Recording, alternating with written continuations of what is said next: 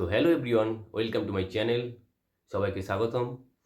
আজকের ভিডিওতে আমরা জানবো heart attack and cardiac arrest নিয়ে। দুটোই কিন্তু এক নয়, কিন্তু অনেকেই কনফিউজ করে। তো হার্ট অ্যাটাক হয় যখন সাডেনলি হার্টের ব্লাড সাপ্লাই বন্ধ হয়ে যায়। তো ইউজুয়ালি হার্টের আর্টারি বা ব্লাড ক্লট হওয়ার জন্য এই হার্ট অ্যাটাক হয়।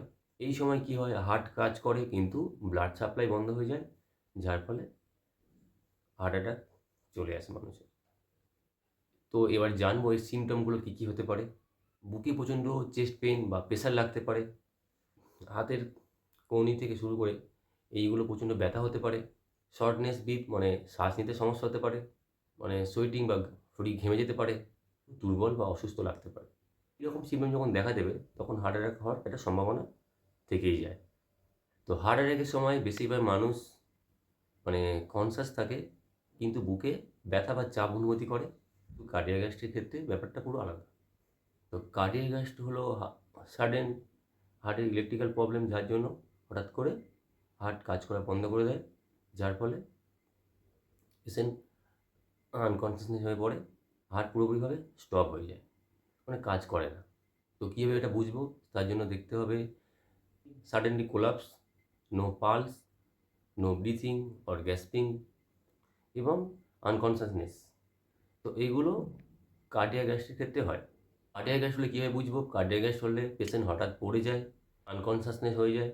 মেন ডিফারেন্সগুলো কী কী? মেন ডিফারেন্স হলো মানে হার্ট অ্যাটাকের ক্ষেত্রে blood flow problem, heart usually breathing, কিন্তু পেশেন্ট কনসিয়াসনেস থাকতে পারে। কার্ডিয়াক অ্যারেস্টের ক্ষেত্রে ইলেকট্রিক্যাল প্রবলেম, হার্ট পুরোপুরিভাবে স্টপ হয়ে যায়, মানে হার্ট কাজ করা পুরো বন্ধ করে দেয়, এবং এর ক্ষেত্রে সিপিআর লাগে।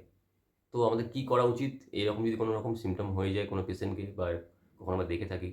তার জন্য আমাদের যেটা করতে হবে, প্রথমে বলি হার্ট অ্যাটাকের ক্ষেত্রে। হার্ট অ্যাটাকের ক্ষেত্রে প্রথমে এমার্জেন্সিতে কল করতে হবে 108 এ। তারপরে পেশেন্টকে কিছুক্ষণ বসিয়ে রাখতে হবে।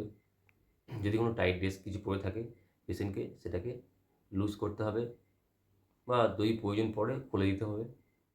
অ্যাসপিরিন ট্যাবলেট মানে যদি ডক্টর অ্যাডভাইস থাকে সেটা দেওয়া যেতে পারে। আর কার্ডিয়াক অ্যারেস্টের ক্ষেত্রে কী করতে হবে? চেক রেসপন্স, মানে রেসপন্স করছে কিনা সে চেক করতে হবে। তারপরে এমার্জেন্সি কল করতে হবে এবং সিপিআর স্টার্ট করতে হবে। মানে হার্টটাকে আবার পুনরায় সার্কুলেশনে ফিরিয়ে আনার চেষ্টা করতে হবে।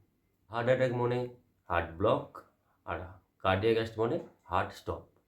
দুটোই আলাদা, কিন্তু হার্ট অ্যাটাক থেকে কার্ডিয়াক অ্যারেস্ট হতে পারে।